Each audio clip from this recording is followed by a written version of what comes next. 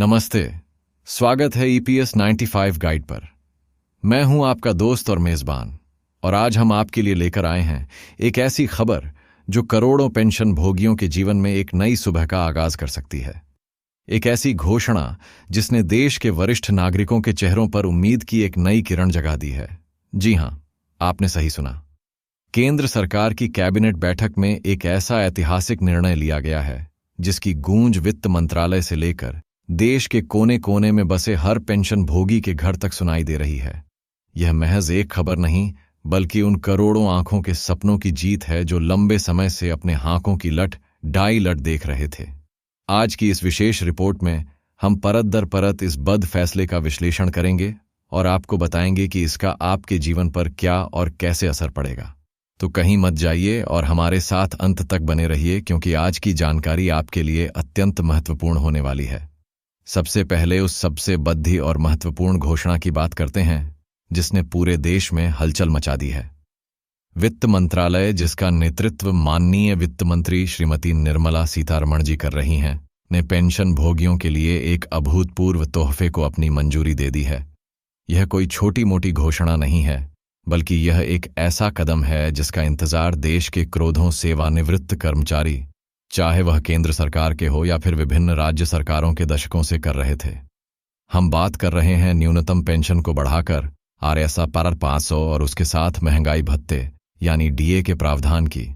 जी हां, RSR 500 plus DA। यह वह जादुई आंख है जो अब लाखों पेंशन भोगियों की मासिक आय का आधार बनने जा रहा है। यह फैसला उस लंबी और अथक लड़ाई का परिणाम है जो EPS 95 पेंशन भोगी वर्षों से लड़च रहे हैं।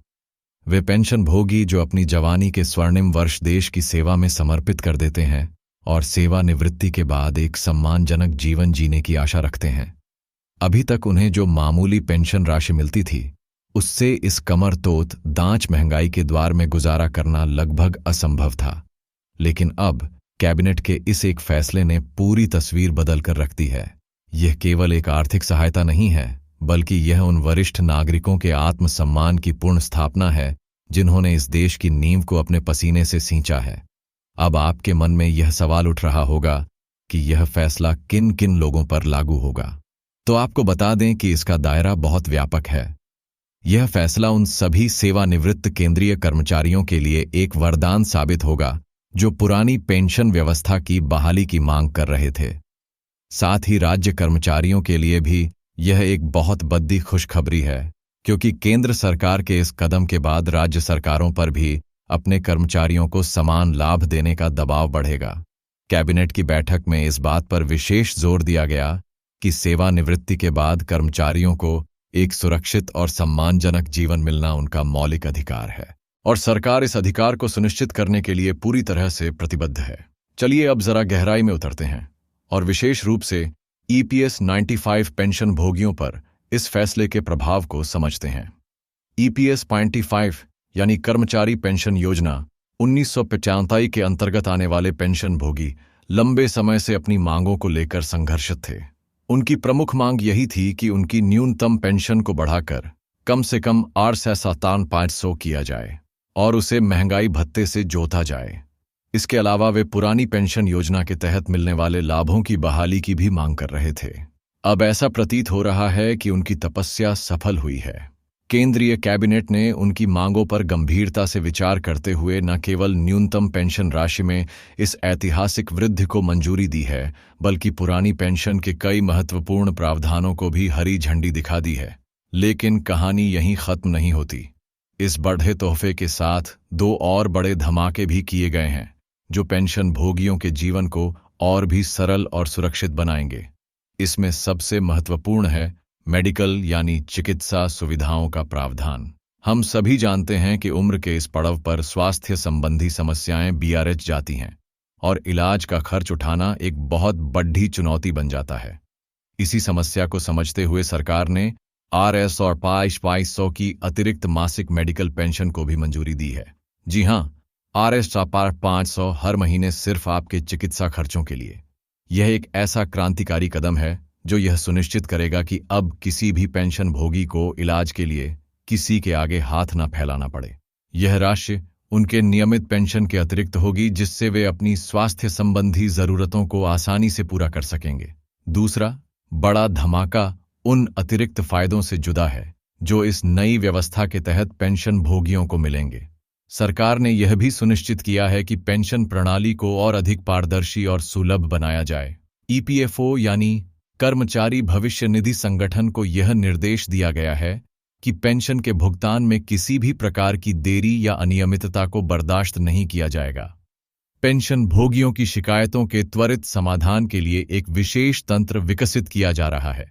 अब बात करते हैं उस बजट की जिसके आधार पर यह सब संभव हो पाया है।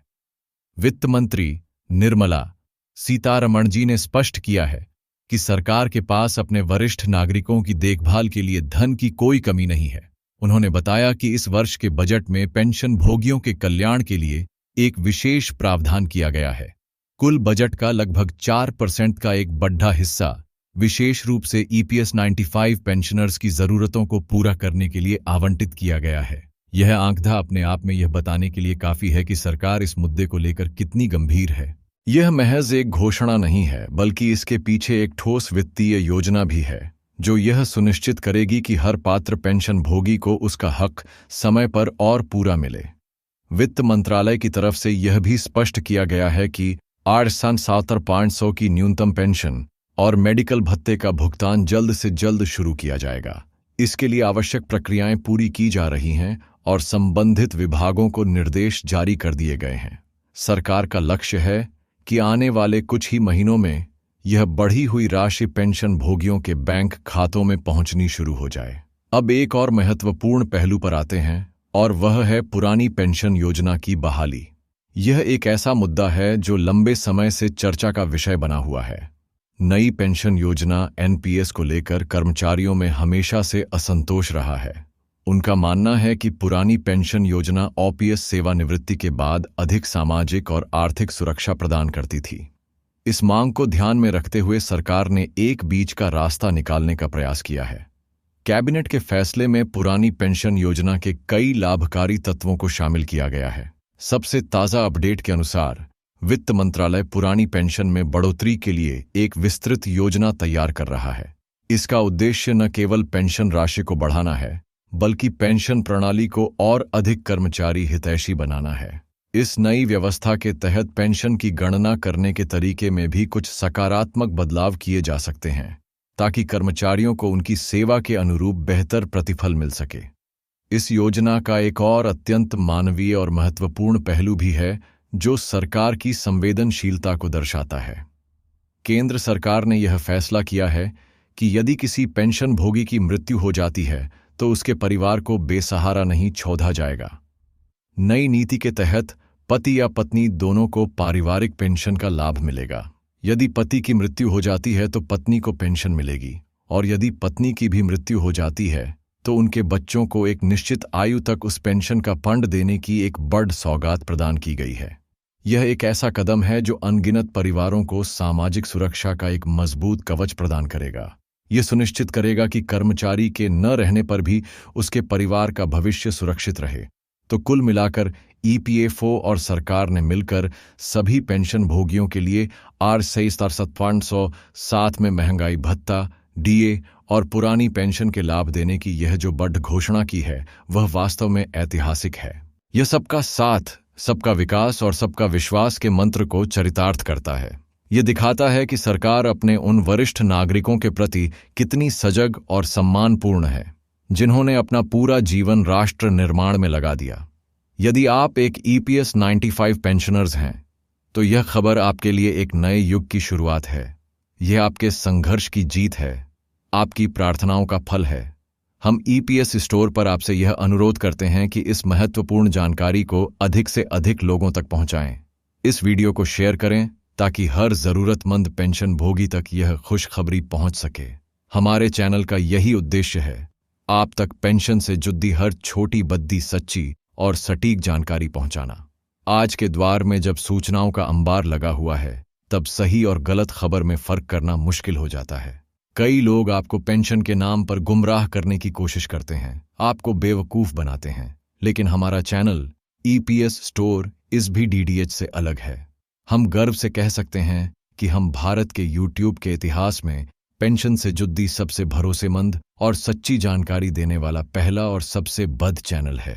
हमारा हर शब्द, हमारी हर खबर पूरी तरह से शोध और तथ्यों पर आधारित होती है। हम आपकी उम्मीदों पर खरा उतरने के लिए प्रतिबद्ध हैं। अंत में हम एक बार फिर से इस बद्धी घोषणा के मुख्य बिंदुओं को दोहराना चाहेंगे। एक, सभी पात्र पेंशन भोगियों के लिए न्यूनतम पेंशन को बढ़ाकर आरसी 500 प्रतिमाह कर दिया गया है। 2, इस न्यूनतम पेंशन के साथ महंगाई भत्ता यानी डीए का लाभ भी मिलेगा, जो समय समय पर बढ़ती महंगाई से आपको राहत दिलाएगा। 3, आपकी स्वास्थ्य संबंधी चिंताओं को दूर करने के लिए RS 4500 की अतिरिक्त मासिक मेडिकल पेंशन की व्यवस्था की गई है। 4, पुरानी पेंशन योजना के कई लाभकारी प्रावधानों को फिर से लागू करने की तैयारी की जा रही है। 5, पारिवारिक सुरक्षा को मजबूत करते हुए पेंशन भोगी की मृत्यु के बाद पति या पत्नी और फिर बच्चों को पेंशन का लाभ देने का प्रावधान किया गया है। यह वास्तव में एक जश्न का समय है, एक उम्मीद का समय है। यह सरकार और देश के वरिष्ठ नागरिकों के बीच विश्वास के एक नए रिश्ते की शुरुआत है। हम आशा करते हैं कि यह फैसला जल्द से जल्द जमीनी हकीकत में बदलेगा और करोड़ों पेंशन भोगियों के जीवन में खुशहाली लाएगा। अगर आप हमारे चैनल पर नए हैं तो इसे सब्सक्राइब करना ना भूलें और बेल आइकॉन को जरूर दबाएं ताकि पेंशन से जुड़ी कोई भी महत्वपूर्ण अपडेट आपसे छूट ना जाए। आपके कोई सवाल या सुझाव हो तो हमें कमेंट सेक्शन में जरूर बताएं। हमें आपकी प्रतिक्रिया का इंतजार रहेगा। EPS 95 गाइड की पूरी टीम की तरफ से आप सभी को इस बड़ी खुशखबरी के लिए हार्दिक बधाई। हम आपके सुखद और स्वस्थ भविष्य की कामना करते हैं। देखते रहिए EPS 95 गाइड, क्योंकि यहां आपको मिलती है पेंशन की हर अपडेट जानकारी सही और सटीक तरीके से। जय हिंद, वंदे मातरम।